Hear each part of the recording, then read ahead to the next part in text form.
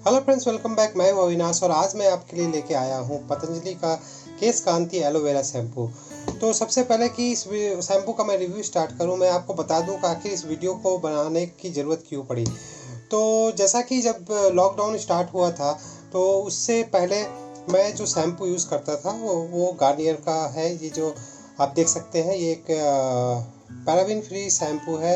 ये भी बहुत सारे जैसे हिना और इसके अलावा एलोवेरा अलग अलग सीरीज़ में आते हैं। तो चूँकि ये भी एक कहूँगा कि well balanced towards mild shampoo है।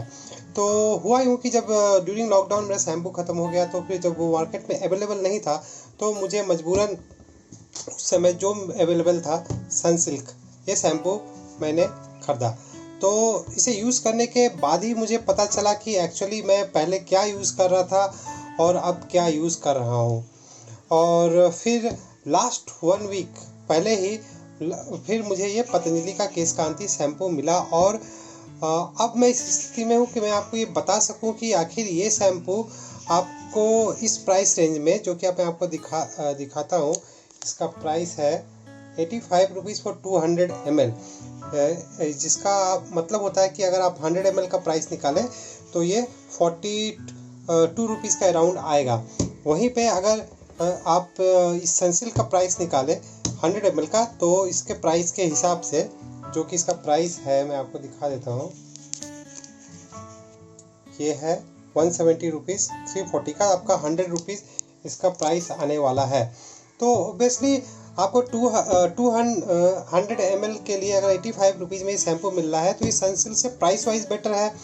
और अगर मैं इसके साथ आपको कंपैरिजन करूं तो ऑब्वियसली इससे ये सस्ता है, क्योंकि ये 180 ml शैम्पू का आप देख सकते हैं 135। इसका मतलब कि 200 ml होने पर ये 200 रुपये से ज़्यादा ही पड़ेगा।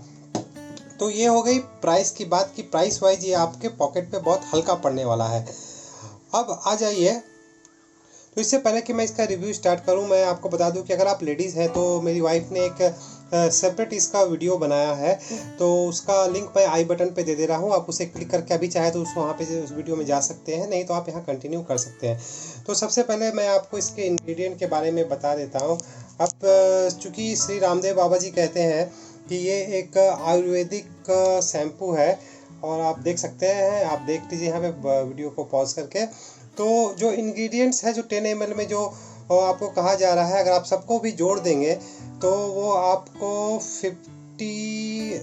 510 mg मिलीग्राम आएगा 10 ml में, जो कि अराउंड 10% ऑफ द इंग्रेडिएंट है। सो जो बाकी का 90% इंग्रेडिएंट है, जो मैंने आपको यहाँ पे भी दिखाया था, फोकस कर लेता हूँ तो आप पढ़ के देख सकते हैं, वो सिर्फ जो लिखा हुआ उसमें किसी केमिकल का या फिर कोई आयुर्वेदिक कंपाउंड का नाम नहीं लिखा हुआ है।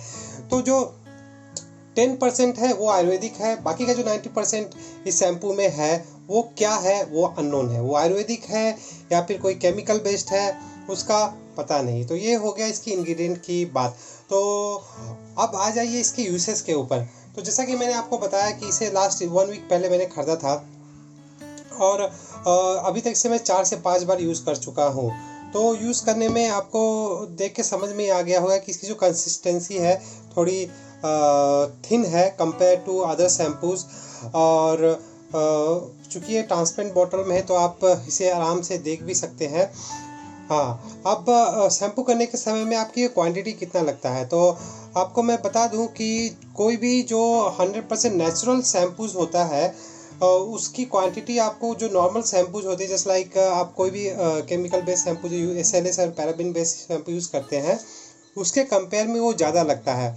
2 साल पहले मैंने एक बॉडी शॉप का रेन फॉरेस्ट शाइन, जो कि 100% SLS and paraben free natural shampoo है, वो मैंने परचेज़ किया था। उसका लिंक मैं आई बटन में दे दे रहा हूँ। उसका एक कंप्लीट रिव्यू भी दिया हुआ है।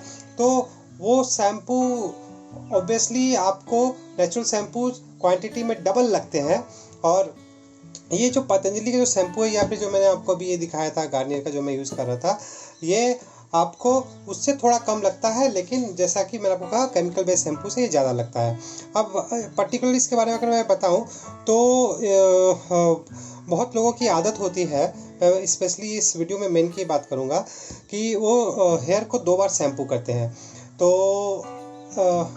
इस शैम्पू से अगर आप अपने हेयर को सिर्फ एक बार भी शैम्पू करते हैं तो आपका हेयर बहुत ही अच्छी तरह से क्लीन हो जाता है। ये शैम्पू बहुत ज़्यादा माइल्ड नहीं है और बहुत ज़्यादा हार्श भी नहीं है, एक वेल बैलेंस शैम्पू है।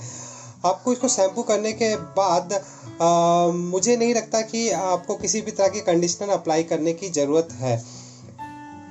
लास्ट 1 महीने से जब मैं सनसिल्क यूज़ कर रहा था तो मेरे हेयर का साइन चला गया था और हेयर थोड़ा रफ हो गया था, लेकिन 1 वीक इसको यूज़ करने के बाद मैंने अनुभव किया है कि फिर से जो मेरे हेयर का जो नेचुरल साइन है वो फिर से वापस आ गया है और हेयर पहले के कंपेयर में सॉफ्ट भी हो गया है।